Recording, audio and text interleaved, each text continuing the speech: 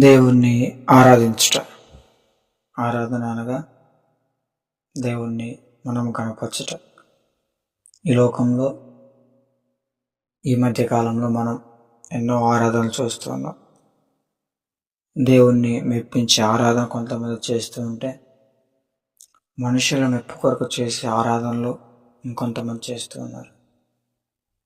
మనుషుల మెప్పు కోసం చేసే ఆరాధన వాళ్ళు ఏం చెప్తున్నారంటే, మేము ఏమి చేసినా దేవుని కోసమే చేస్తున్నాం, మేము ఎట్లా పాడినా, ఎన్ని గంతులు వేసినా, ఎన్ని విజిల్లు వేసినా, ఎంత అల్లరి చేసినా అదంతా దేవుని కోసమే తప్ప నాకు సొంత ఆనందం కోసం కాదు అని వారు చెప్తూ ఉన్నారు.